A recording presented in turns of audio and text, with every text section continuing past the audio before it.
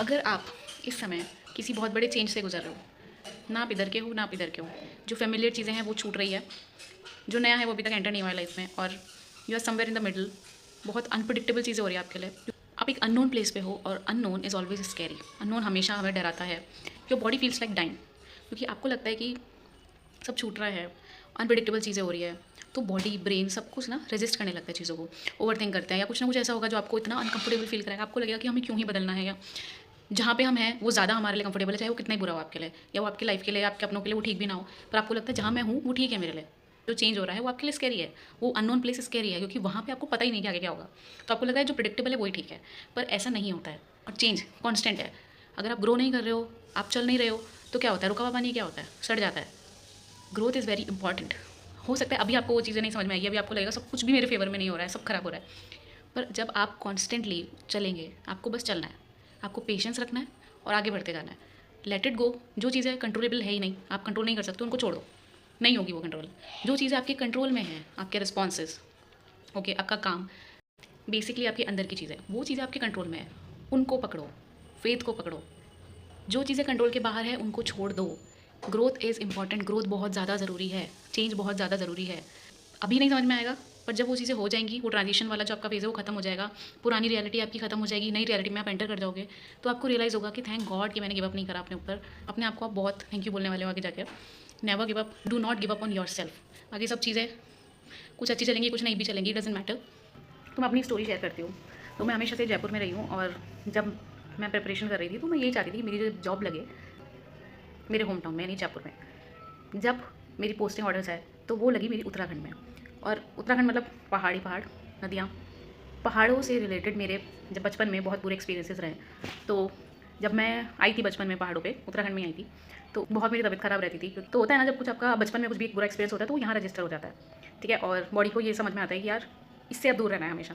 तो वो चीज़ हो रही थी मेरे साथ में, और मुझे लग रहा था कि यार मैं पता नहीं कहाँ पे मिलेगी, उत्तराखंड में मुझे पोस्टिंग कहाँ मिलेगी, पहाड़ों में कहीं ऊपर अगर मैं होंगी तो मैं कैसे जाऊँगी, मैं अपने घर वापस कैसे आऊँगी, और बहुत सारे दिमाग में मेरे चीज़ें चल रही थी, और वो पुराना ट्रॉमा नहीं जा रहा था मेरे दिमाग से। फिर भी मुझे लग रहा था कि चलो ठीक है, उत्तराखंड में देहरादून भी तो है, देहरादून में मेरा रीजनल ऑफिस है, अगर मुझे वहाँ पे पोस्टिंग मिल जाती है तो वो ठीक है, वो एरिया बढ़िया है, बहुत अच्छा एरिया है। तो वहाँ पे डीजीएम मैम और सर से मैंने बहुत रिक्वेस्ट करी कि मुझे वहीं पे आप रोक लीजिए और मुझे वहीं पे ही मेरी पोस्टिंग दे दीजिए। ड्यू टू सर्कमस्टेंसेस वहाँ पे वो नहीं दे पाए मुझे, और मेरे को भेज दिया श्रीनगर। श्रीनगर के बारे में मैंने सुना था कि श्रीनगर पहाड़ों पे है, और मेरा दिमाग ख़राब हो गया कि मैं कहाँ जा रही हूँ और क्या होगा वहाँ पे जाके मेरे साथ में। मुझे लगा कि पता नहीं मुझे कौन सी जगह पे रहना पड़ेगा, और हो सकता है वहाँ पे फैसिलिटीज़ भी ना हो, और पहाड़ों में कहीं पता नहीं कहाँ पे ऊपर मैं रहूँगी, और जहाँ पे आने जाने में मुझे बहुत प्रॉब्लम होगी, मुझे उल्टियाँ आएगी, मुझको दिक्कतें होगी, और पता नहीं क्या क्या जो भी पुरानी चीज़ें थी वो मेरे दिमाग में चलने लगी। तो मेरा वो वाला जो पीरियड था जब मैं अपने घर जयपुर से निकली, और तब से लेकर जब तक मैं श्रीनगर पहुंची हूँ तब तक मुझे इतनी एंग्जाइटी हुई है, मुझे इतनी दिक्कतें हुई है, अंदर ही अंदर मेरा युद्ध चल रहा था कि पता नहीं अब तो क्या ही हो जाएगा। तो उस टाइम पे मैंने सिर्फ एक चीज़ बोली थी, because I believe in God, मुझे ये इस बात पे विश्वास है कि कोई है जो हमेशा हमारा ध्यान रख रहा होता है। तो मैंने बस ये बोला था कि ठीक है, जो आपको ठीक लगे वो स्वीकार है, मुझे अब परेशान नहीं होना, क्योंकि मैं बहुत ज़्यादा परेशान हो चुकी हूँ और अब इससे ज़्यादा मैं टेंशन नहीं ले सकती हूँ। मुझे लगा कि वो सारी चीज़ें वापस से होएगी जो बचपन में हुई थी मेरे साथ में, जो मैं इतनी परेशान हुई थी, और मेरे को इतने सारे हेल्थ से रिलेटेड मुझे बहुत सारे इशूज़ हो गए थे, और मुझे लगा वो सब चीज़ें वापस से अब होंगी, और मुझे वहीं पे ही रहना है जहाँ से मुझे सबसे ज़्यादा दिक्कत है, तो मैं अब कैसे ही रहूँगी वहाँ पे। बट जब मैं श्रीनगर पहुँची हूँ नेक्स्ट डे से अब तक, मुझे 2.5 साल हो गए श्रीनगर में, Srinagar Garhwal. I feel so grateful कि मैं इस जगह पे आई हूँ। मेरा डर ख़त्म हो गया, जो चीज़ें, जो ट्रॉमा वो मेरे अंदर वो यहाँ पे स्टोर था, वो सब चीज़ें निकल गई है।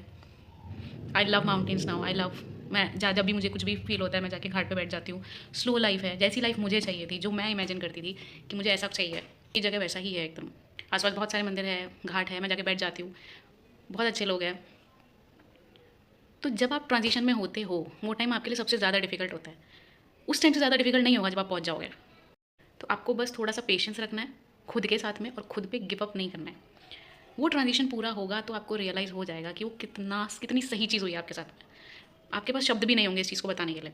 तो अगर आप किसी चेंज के बीच में हो, ट्रांजिशन फेज़ में हो, तो मैं आपको सिर्फ इतना कहूँगी, do not give up, have patience, have faith, do not give up on yourself, everything is going to work out for you in the best possible way, do not give up.